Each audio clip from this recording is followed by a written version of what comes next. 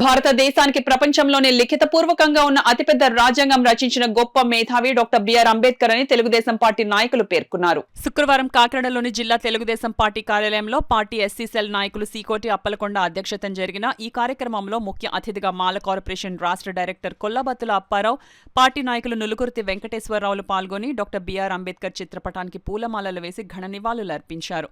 ఈ సందర్భంగా కొల్లబత్తుల అప్పారావు, నులుకుర్తి వెంకటేశ్వరరావులు మీడియాతో మాట్లాడుతూ డాక్టర్ ప్రతి ఒక్కరూ అంబేద్కర్ కోరుకున్న సమసమాజ స్థాపనకు ప్రతి ఒక్కరూ కృషి చేయాలని పిలుపునిచ్చారు. ఈ కార్యక్రమంలో పెద్ద సంఖ్యలో నాయకులు పాల్గొన్నారు.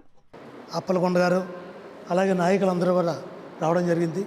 వారందరికీ అభిమానులు ధన్యవాదాలు తెలియజేసుకుంటూ, మరి డాక్టర్ బాబాసాహెబ్ అంబేద్కర్ గారి గురించి మనందరికీ తెలుసు.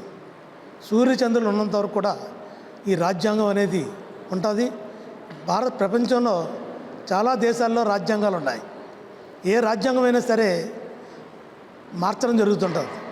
కానీ మన భారతదేశంలో ఉన్న రాజ్యాంగం అయితే మాత్రం అది ఎప్పుడూ మార్చనలేదు.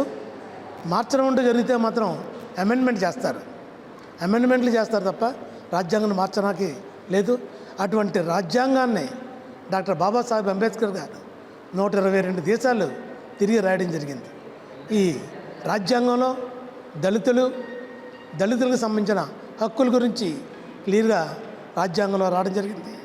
అందువలన భారతదేశంలో డాక్టర్ బాబాసాహెబ్ అంబేద్కర్ గారు ఆయన అడుగుజాడల్లో మనందరం నడాలని ఎదరికెళ్ళాలని చెప్పి కోరుకుంటారు. రాజకీయంగా కానీ విద్యాపరంగా కానీ అన్నిటికీ దూరం అయిపోతున్నారు చెప్తూ ఉంటారు. దాంతోపాటే ఈరోజు మహిళలు స్వేచ్ఛగా ఉద్యోగాలు చేస్తున్నారన్నా, రాజకీయ పదవులు చేస్తున్నారన్నా, మహిళలు ఓటు హక్కు వేస్తున్నారన్నా, ఇండియన్ కాన్స్టిట్యూషన్లో అంబేద్కర్ గారు పెట్టినటువంటి రాజ్యాంగం వల్లే ఈరోజు మహిళలు అందరిగా స్వేచ్ఛగా ఉద్యోగాలు చేస్తారు. కనుక వీరు కేవలం దళితులకి, బీసీలకి, అణగారిన వర్గాలకే కాదు, ఈ భారతదేశంలో ప్రతి ఒక్క మనిషికి కూడా బాబాసాహెబ్ అంబేద్కర్ పెట్టినటువంటి రాజ్యాంగం మీద నడుస్తుందని చెప్తున్నాం.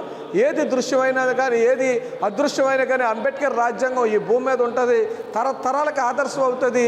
అనేక మంది ఈ లోకంలో జన్మిస్తూ ఉంటారు, మరణిస్తూ ఉంటారు. కానీ ఆయన పెట్టినటువంటి రాజ్యాంగం మట్టుకి చెక్కు చెదరకుండా ఏమన్నా ఒకవేళ మారొచ్చేమో కానీ ఆ రాజ్యాంగం అమలు జరుగుతూ ఉంటుంది. అలాగే మా కాకినాడ జిల్లా నుంచి ఈ యొక్క తెలుగుదేశం పార్టీ సిటీ శాసనసభలో వనమాడి కొండగారు బీసీ నాయకత్వంలో, అలాగే మాకు వెస్ట్ గోదావరి ఈస్ట్ కోనసీమ అంబేద్కర్ జిల్లా చూసుకున్నట్టుకైతే 3 ఎమ్మెల్యేలు, ఎంపీలు ఉంటారు.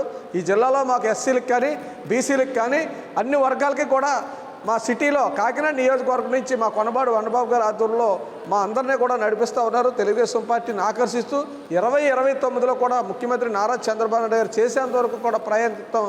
ఈ సందర్భంగా మరొకసారి బాబాసాహెబ్ అంబేద్కర్ గారికి నివాళులు అర్పిస్తున్నాం. జై భీమ్.